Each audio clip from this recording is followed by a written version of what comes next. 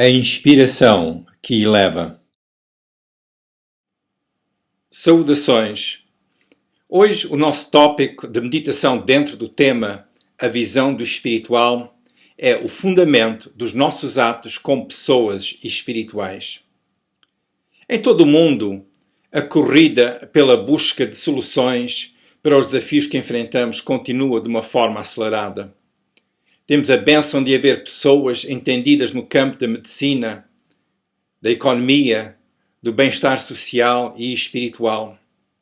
Estas e outras pessoas dão com nobreza a sua vida diariamente em combate ao sofrimento que tem roubado a paz e tranquilidade de tantos.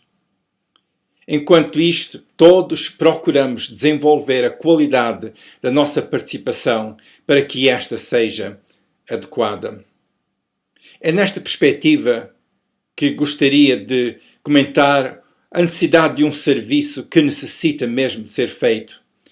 E este é o serviço ou o ministério realizado mediante um espírito livre da ansiedade e ligado à provisão de Deus. Esta é a qualidade de participação que tem o seu fundamento nos princípios de vida que Jesus nos deixou. Ser espiritual é exercer as nossas responsabilidades enquanto cuidamos da qualidade da inspiração do nosso espírito. Que a inspiração sobre o nosso espírito seja segundo as características e propósitos guiados pelo Espírito de Deus. A Bíblia mostra-nos que cada um de nós tem o seu espírito que foi dado por Deus. Eclesiastes 12, nos versículos 5 e 7, lemos que o homem vai à sua eterna casa e o espírito volta a Deus que o deu.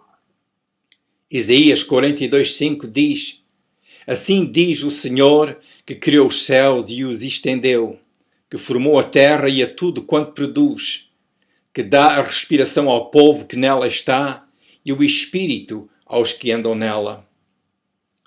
Lemos no livro de Jó, capítulo 32, versículo 8, que, na verdade, há um espírito no homem e a inspiração do Todo-Poderoso os faz sábios.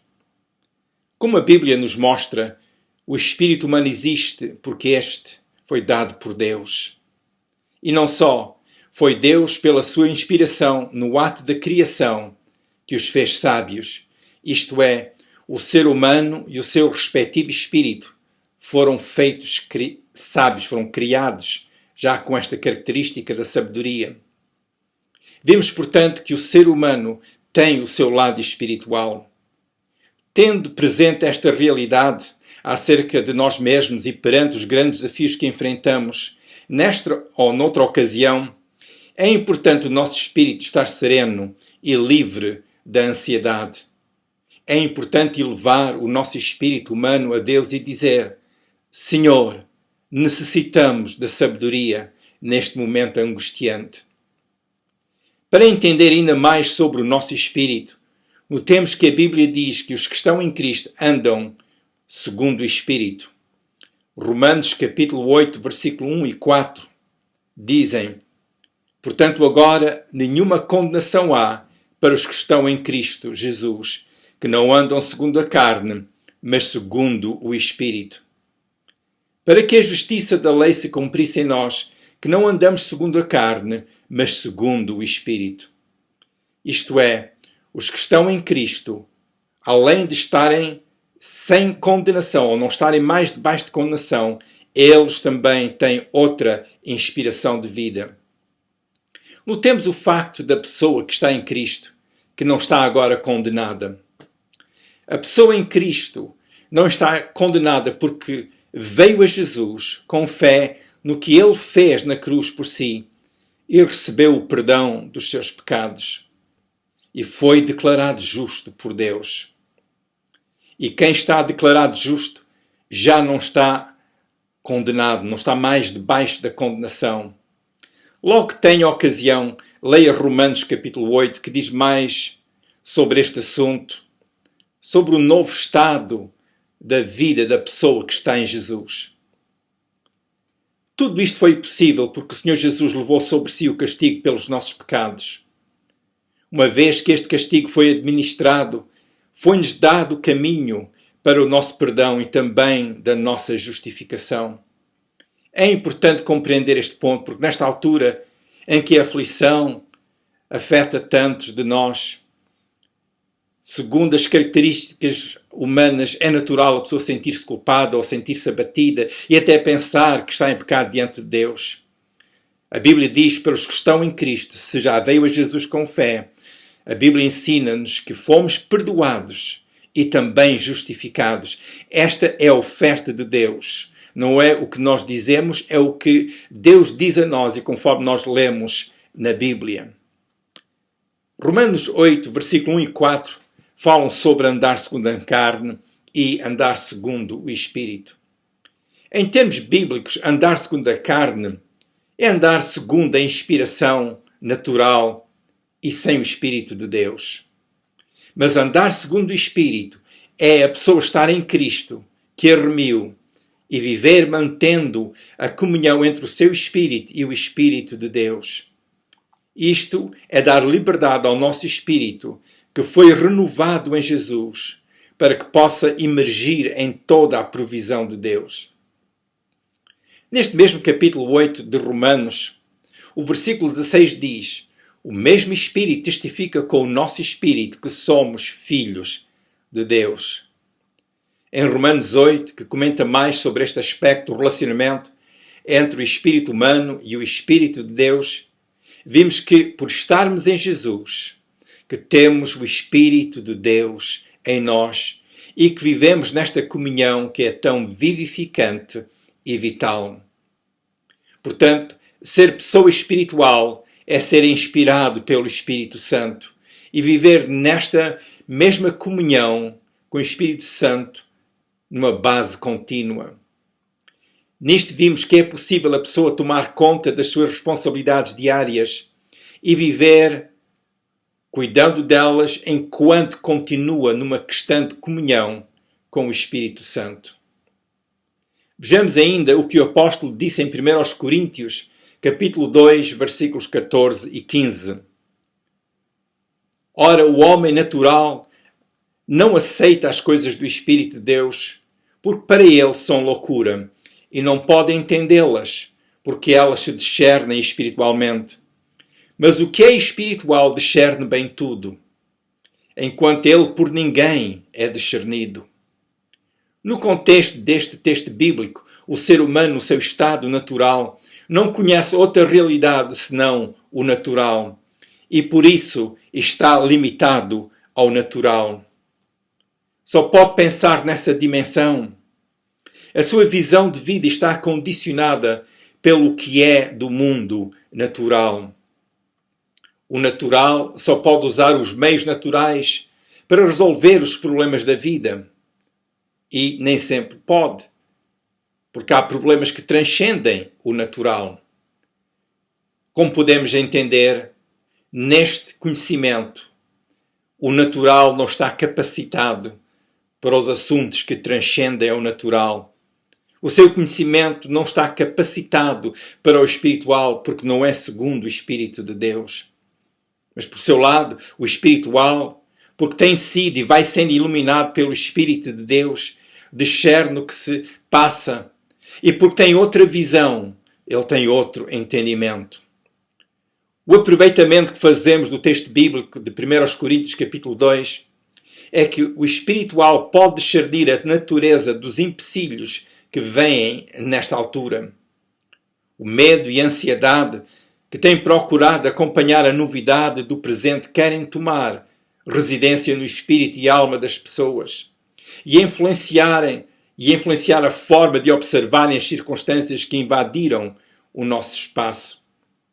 Mas o espiritual, porque tem discernimento espiritual, ele sabe qual é a sua visão e tem também a forma de lidar com os obstáculos pessoais e circunstâncias, ou tem uma visão para abordar as dificuldades que possam surgir, uma visão inspirada no Espírito Santo, na Palavra de Deus. O espiritual não ignora o que se passa ao seu redor, Porém, o espiritual sabe que o que Deus tem preparado para si é de maior efeito, é de maior impacto do que aquilo que é de outra natureza. Vejamos o que nos diz o apóstolo Paulo em 1 Coríntios, capítulo 2, versículo 9. Mas como está escrito, as coisas que o olho não viu e o ouvido não ouviu e não subiram ao coração do homem são as que Deus preparou para os que o amam. A pessoa que está em Jesus compreende que Deus já preparou para si algo de grande maravilha. Vejamos ainda o que o apóstolo Paulo disse em 2 Timóteo, capítulo 1, versículo 7. Porque Deus não nos deu espírito de temor, mas de fortaleza e de amor e de moderação. Deus não deu aos seus filhos um espírito de timidez, antes providenciou para eles as qualidades que necessitam para com visão, entendimento e coragem continuar com o seu propósito de vida. Deus deu-nos a capacidade de compreender o que está a acontecer, mas com outra perspectiva, e então encontrar força nele. A Bíblia diz que Deus deu-nos o espírito de fortalecimento. É na base do que Jesus fez por nós na cruz, por aquilo que Ele alcançou mediante a sua morte redentora a nosso favor, que nós somos encorajados a apropriar a força que Ele nos dá. Esta não é força humana, mas é a força espiritual que opera no nosso espírito e através do nosso espírito. Mediante este fortalecimento, a nossa força humana é ajudada. Porque estamos em Jesus e estamos também autorizados para apropriar a sua força. E está escrito também que Deus deu-nos o espírito de amor.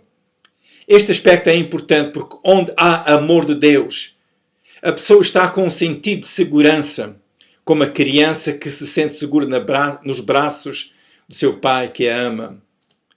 A Bíblia diz que o amor lança fora o medo. 1 de João, capítulo 4, versículo 18. A palavra medo neste texto no original inclui o significado de pânico e temor. Em relação a Deus, temos temor no sentido de ter profunda reverência para com Deus. Mas por estarmos em Jesus, não seguimos a Deus como tendo o pavor de Deus, mas porque sabemos que Deus nos ama. Vivemos na liberdade de espírito, de vida, que o seu amor desperta em nós. A palavra moderação, em 2 Timóteo, capítulo 1, versículo 7, do texto original, significa ser moderado no sentido de prudência, ao estar a viver a vontade de Deus. Esta mesma expressão dá o sentido de ter uma mente sã e exercer o autocontrole. Perante os desafios que atravessamos, temos de Deus a sua provisão para os enfrentar sem temor e viver como vencedores. Conheça o seu fundamento em Jesus e continue trabalhando os seus alvos. Continue alimentando a sua visão de vida. É importante conhecermos estas verdades bíblicas que temos agora comentado, estas e outras. Não no sentido de cumprir devoções e rituais religiosos ou cumprir um dever religioso, mas no sentido de desfrutarmos o que Deus já nos deu. Desfrutar do que Deus nos deu é receber e usufruir aquilo que nos equipa. É estar a viver as verdades que nos dão a dinâmica que necessitamos. Compreendemos que estas verdades têm sido dadas a nós pela graça de Deus. Significa que não é algo que merecemos, mas que é algo que nos é dado pelo favor de Deus. No sentido bíblico, conhecer as verdades de Deus é ter a experiência real com elas. Não é no sentido de conhecer a teoria, mas vai mais além, levando a pessoa a ter um relacionamento vivificante com as verdades de Deus. Enquanto as circunstâncias de vida se apresentam de forma ameaçadora, a pessoa que conhece as verdades espirituais continua em frente. A dor poderá ser sentida, mas a revelação continua a inspirar e a dar direção à nossa vida. ao nosso pensamento, nosso raciocínio. A revelação de Deus, pela sua palavra, vai animando a nossa fé. Notemos que é pelo Espírito Santo que recebemos a dinâmica para vivermos estas verdades bíblicas.